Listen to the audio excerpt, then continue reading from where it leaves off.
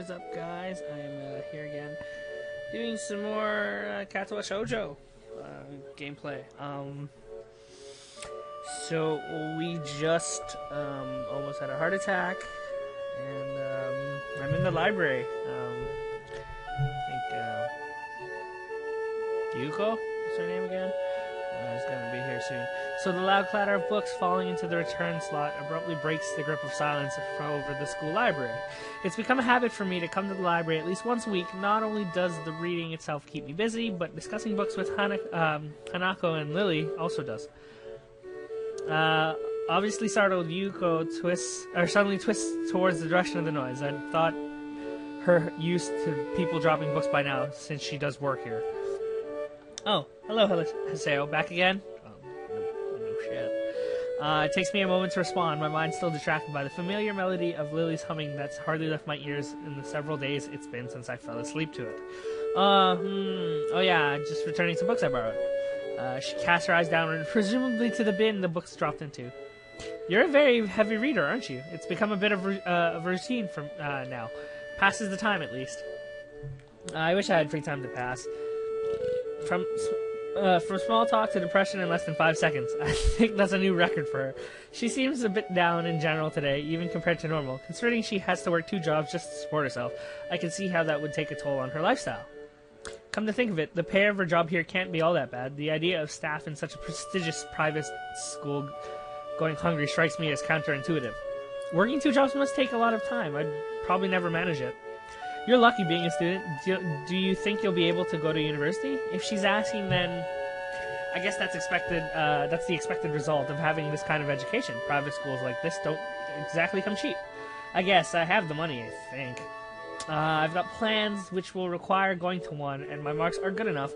It's a matter of how I'll pay to do so. University costs so much that I'm having to work 2 jobs to afford to enter it.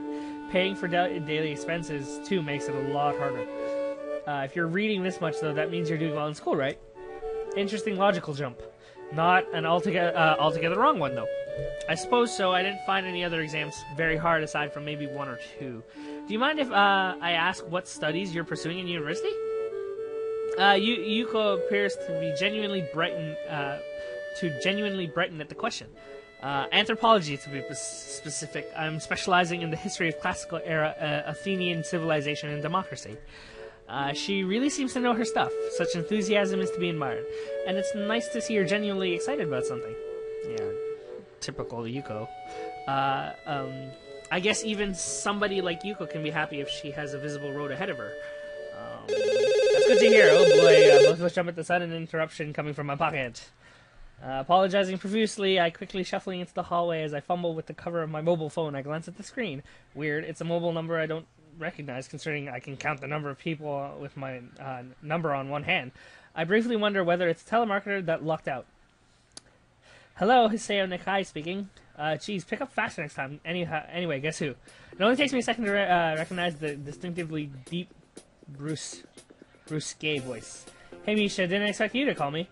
Yeah, I actually think I sounded like her. Not at all, Akira. I don't remember giving you my number, though. So I thought I'd mess with you. Oh, that? I got Lily to give it to me. Not hard. She positively brims with the pride at the statement. She's trying to get me caught up in her pace, I know it. I suppose I shouldn't be surprised that the two would share my number, though, given how close they are. So what's up? You free right now? I guess, why? Could you meet me at the park in town? I just want to talk to you about some stuff. Oh dear, is that an invitation to a date? What? Of course not. She suddenly sounds crestfallen, her previous teasing nature having instantaneously left. It seems strange for her. Anyway, I don't see why not. When do you want to meet? Kind of now-ish. Wait, right now? But it's... The dead silence coming from the phone announces the fact that she's unceremoniously hung up. For a long time, I just stand there staring at the call-ended message on the screen while replaying the conversation in my head. What the hell, Akira?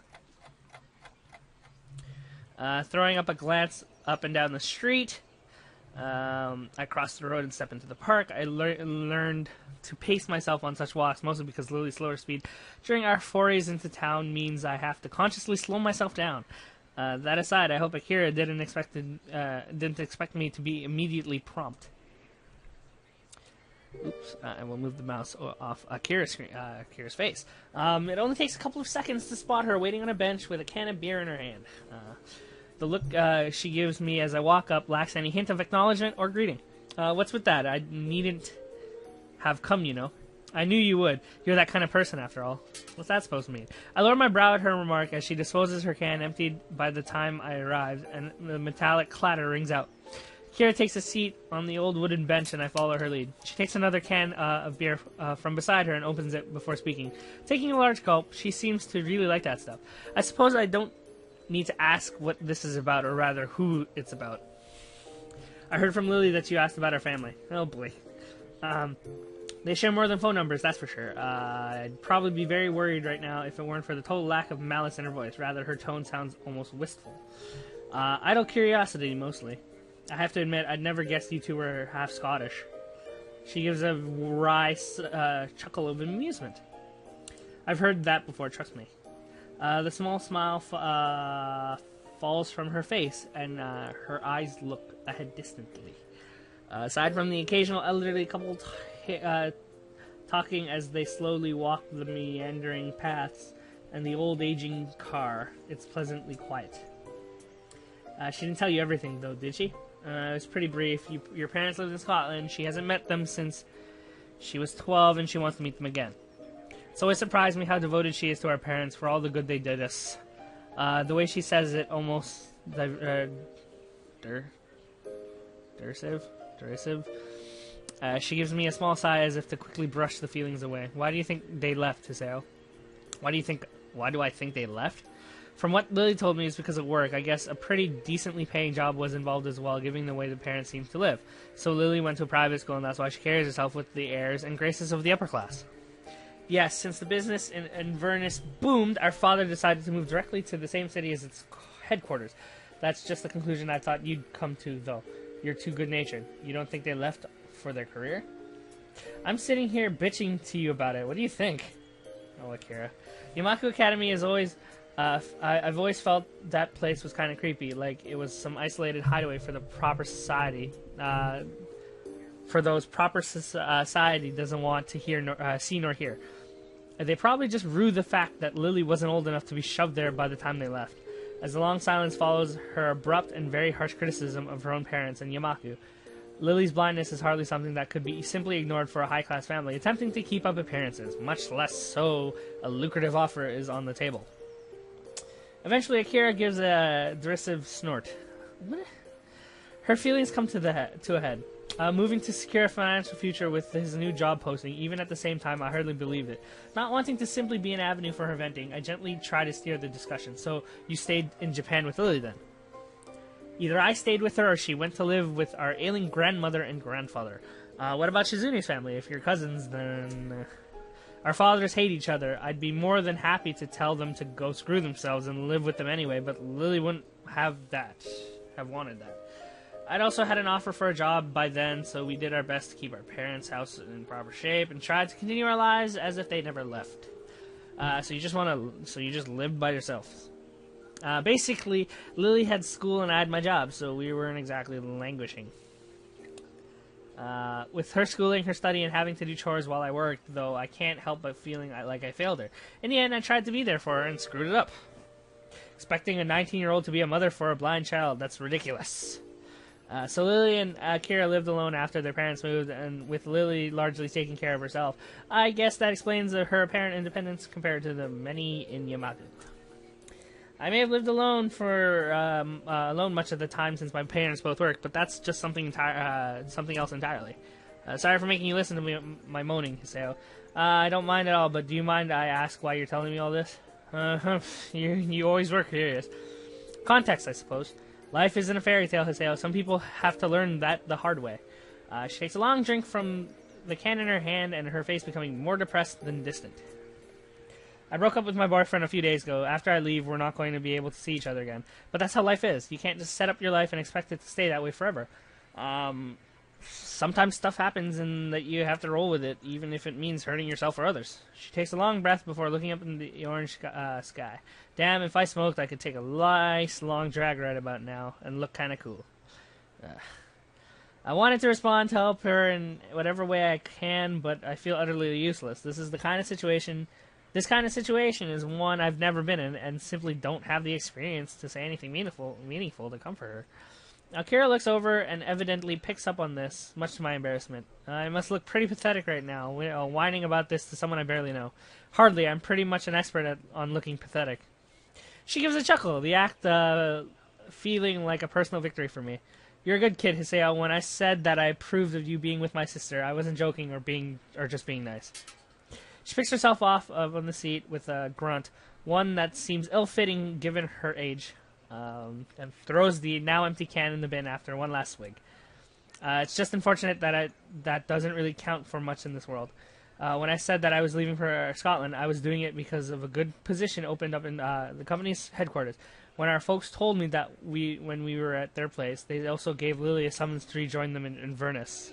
No way. Her evasiveness when asked about her future, that awkwardness that had steadily grown between us, that uncharacteristic outburst of anger, all of them suddenly fit into place. The same family that reminisced that she reminisced about after Hanako's birthday party, the same family that left her and Akira to themselves after taking flight to greener pastures. Now I feel stupid for never cornering Lily on what was bugging her. I'd never even considered if something had happened during her trip at her family's house in Inverness.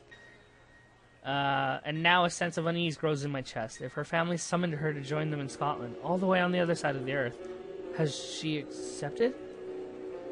Lily hasn't told me whether she plans to accept it, and it seems she hasn't told you either. That's why I called you down here to talk. Hiseo. Context, huh? I sit back, my feeling of worry and frustration no doubt written all over my face.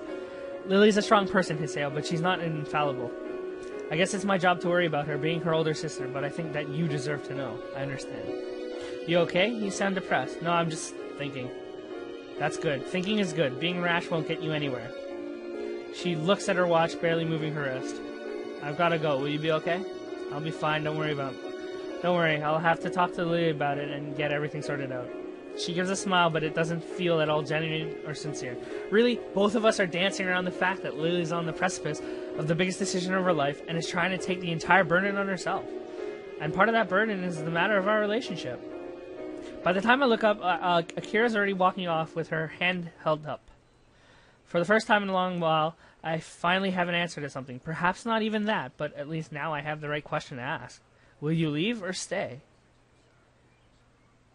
Man, when they get all sad and depressed like this, okay, like I said, this is actually a really obvious part to stop and save. Ooh, look, raid. So I will save here, and I will be sure to do another one in the near future. Let me just check. Yeah, this is I do have some saves. Tons of saves. These are all my Rin saves. I could do Rin just because it would be fun, but damn would that route take too long. So I'm gonna finish up Lily and then probably do other games. I'm still thinking of doing Who's the Boshi, just because I still have the game on my computer and it looks fucking hard. So thanks for watching, and I'll see you on the flip side. Later.